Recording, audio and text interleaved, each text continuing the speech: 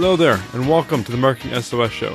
I'm your host, Eric Yee, and coming to you here in the middle of the Corona or the COVID-19 outbreak here in North America. So for everyone else out there listening, public service announcement, wash those hands for 20 seconds, practice social distancing, and I'm sure you've heard everything else under the sun, so I don't need to repeat it too much. So back to the show. The purpose of this show is for me to connect with you, people in the audience like you, to help you with whatever marketing questions you have.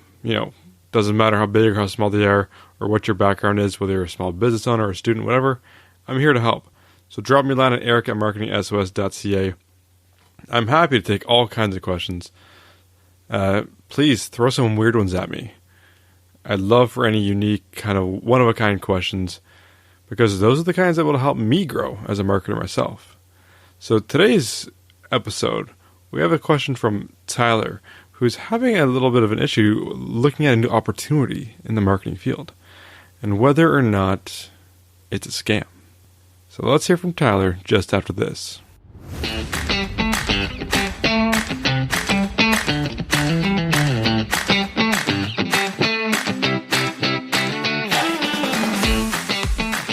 So Tyler writes, "Hey Eric, I have a cash real estate company wanting to hire me for a social media content generation as an independent contractor.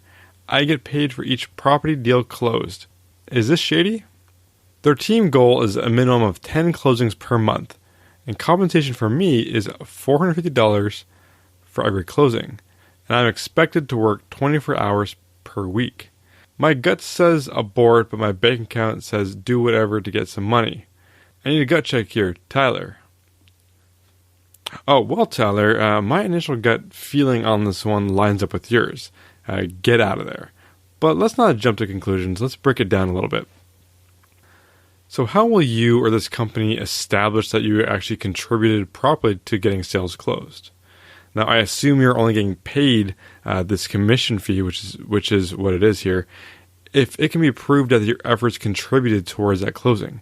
Now, if they are going to give you money for each property that is sold, regardless of whether you actually helped with it, this could be great. But I kind of highly doubt this is the way.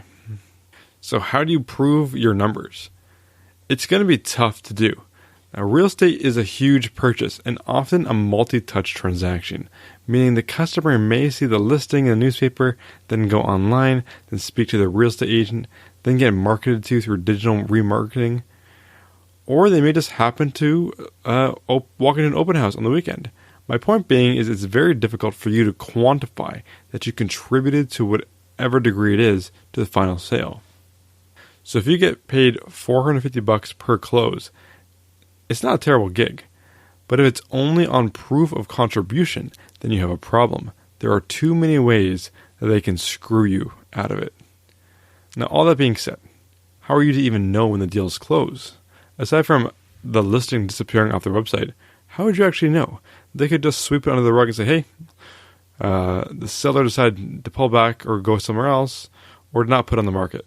So there's a lot of questions here that you're going to have to ask them, Tyler. Now, as an independent contractor, will they be paying for their own ad budget or will you?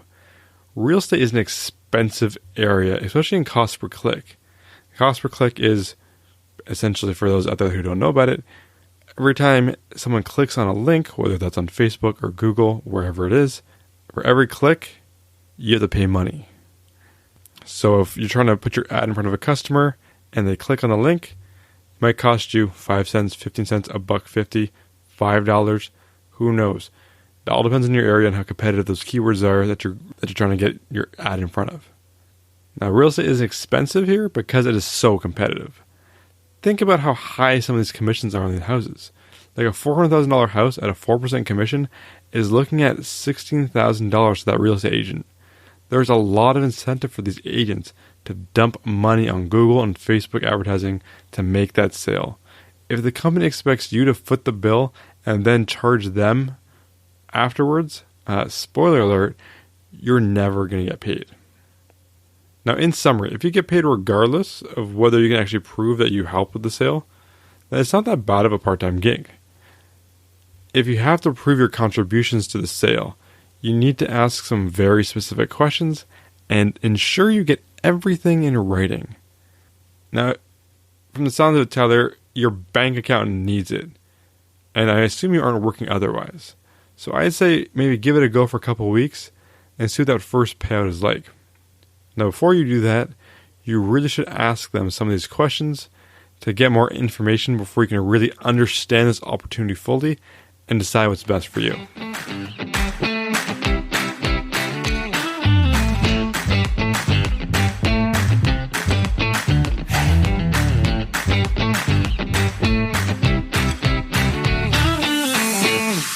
So Tyler, thank you so much for the question. And yeah, sometimes these opportunities come around and your gut will tell you different things. Now, your gut feeling is based upon past experience and things you've seen. So generally, I would trust it.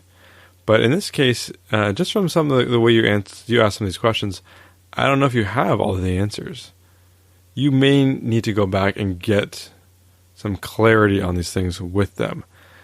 Now, there's so many unknowns here for me, like the reputation of this real estate agency, how many referrals they got, what do their Google reviews look like, what are people saying about them, can you trust them? What was it like when you met them? There's so many factors here, but honestly, go back to them, get some more information on how that payout is structured, what requirements you need to do to unlock it. Honestly, like how often are they paying out? These independent contractors, are they going to pay at the end of the month? So could they actually get you to do a month's worth of free work and then ghost you?